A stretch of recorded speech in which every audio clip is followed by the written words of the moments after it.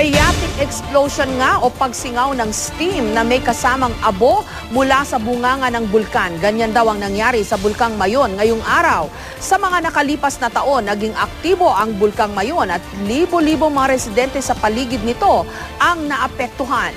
May report si Julius Segovia. Dahil sa perfect cone na hugis nito, isa ang Bulkang Mayon sa mga sikat na tourist spot sa Pilipinas. Ang Hollywood star ngang si Zac Efron. Hindi ito pinalampas nang bumisita siya sa bansa noong nakaraang taon.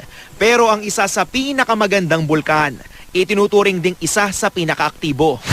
Pebrero ng taong 1814, nang maitala ang pinakamalalang pagsabog nito, mahigit 2,200 tawang nasawi. Natabunan ng lava ang buong bayan ng Kagsawa. Ang dambana lang ng simbahan ng tanging nanatiling nakatindig sa bahaging tinatawag ngayong Kagsawa Ruins.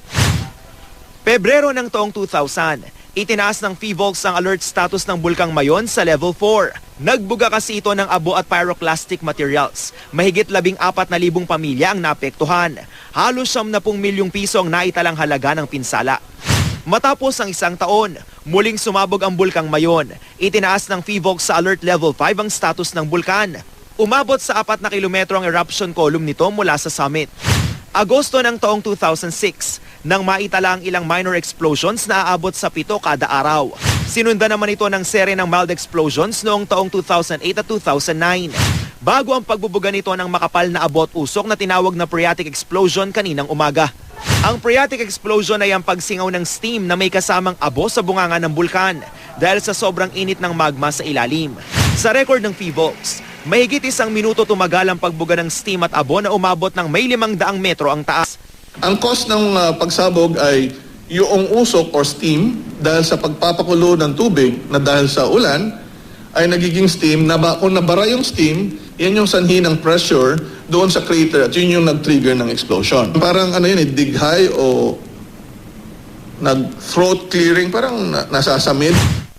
Sa patakaran ng lokal na pamahalaan ng Albay, hindi pinapayagang umakyat ng Mayon ng mga turista kapag nasa alert level 1 ito. Pero nang magbuga ng abo at usok ang bulkan kanina, nasa alert level 0 lang ito. Ayon sa PHIVOLCS, kahit pa nasa alert level 0 ang isang aktibong bulkan gaya ng Mayon, may posibilidad ng extreme explosion anumang oras tulad nga ng nangyari kanina. Kahit seemingly walang sign for a magmatic eruption, which is the dangerous in terms of space at maraming maapektuhan, merong possibility na mga steam-driven explosion. It simply means we need to further tighten. I think we need to shift again from Mayon being a volcano to Mayon being a mountain. I think those risks will always be there whenever you have a mountain. Paliwanag ng NDRRMC, ang manirahan lang sa loob ng 6-kilometer permanent danger zone ng Mayon ang ipinagbabawal at hindi ang human activity roon. Kaya malaya pa rin daw nakakaakyat ang mountaineers sa Mount Mayon, pero kasunod ng nangyari. At isa sa kasunduan nila is i-recommend nga na isuspend muna yung human activity dun sa within the 6-kilometer radius permanent danger zone.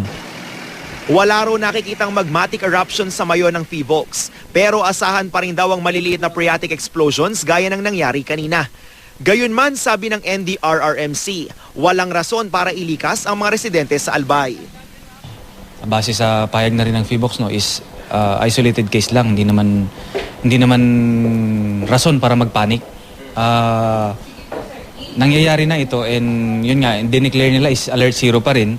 So wala namang kailang pangambahan. Julius Segovia, GMA News.